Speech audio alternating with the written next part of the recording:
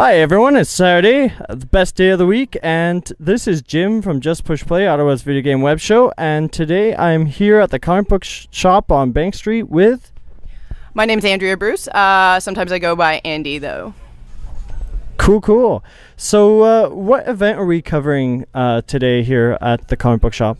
I'm running, this is actually hosted by my casual play group. It's the Ottawa Ladies MTG Society. It's ladies and gender queer play group. It's a little more casual. We focus on sportsmanship, newer players, and sort of creating a good play environment and potentially giving newer players the skills to become sort of competitive and feel comfortable in a more competitive environment. So what we're doing today is essentially a two-headed giant tournament where you have pairs of two and they play each their own deck and they play against another pair of two.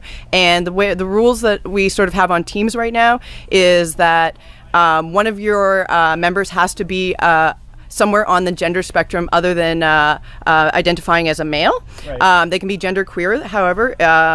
So if they're a cisgendered male, they can be the other person, but it's a requirement that on the team there be someone who does not identify as cisgender.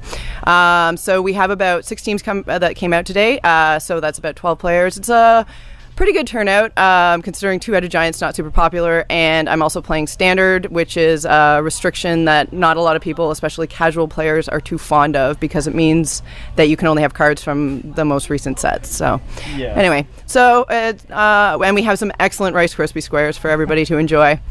I already enjoyed one, and it was one of the best Rice Krispie squares I've ever had in my life, so that just says it all.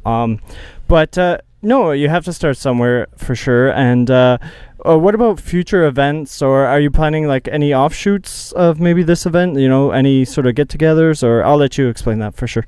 Yeah, we originally started with an intro dueling event back in December. We had 23 people actually show up for the event. It was a little easier because everybody could just buy a pre-constructed deck and they could just play it right away.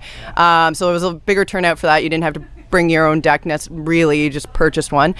We meet actually every second Wednesday here at the comic book shop. We meet at 6 p.m. and it's a very casual sort of thing. We usually play standard, however, we have done cube draft and we have done casual. I would like to introduce some commander or EDH. We're working on that. And I am looking to do a draft. I'm waiting for M14 to come out because I think it'll be an easier draft set to start with, because current draft set is 3 booster packs of different sets, and the color restrictions are very heavy, so it becomes a little complicated when you're trying to focus on mana fixing as well as getting good cards. So I'm waiting for M14 to come out for that.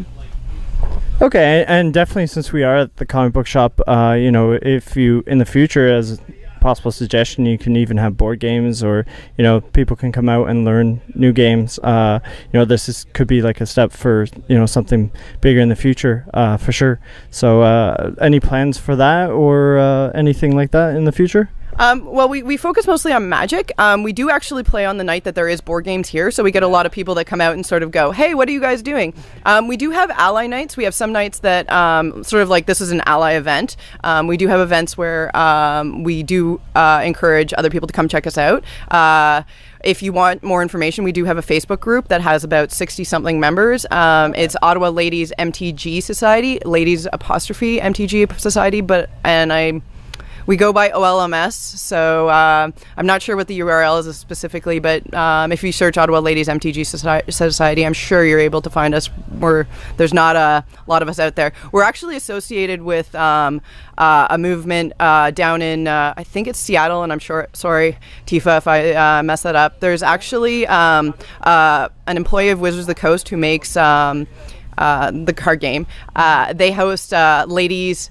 Planeswalkers Society, and they were the first sort of group like this where they sort of promoted women participating in the game, because it is a very male-dominated community. So her goal was to sort of have women teach each other how to play. And I read an article after doing my first event, and I thought, this would be great. And so I actually contacted her. She's given me some great advice. She's really nice. Great advice on how to grow my group and sort of types of events that I can hold and things like that. Because we want to make sure that Wizards of the Coast is supportive of what we do. Yeah. And so she's actually part of the group as well.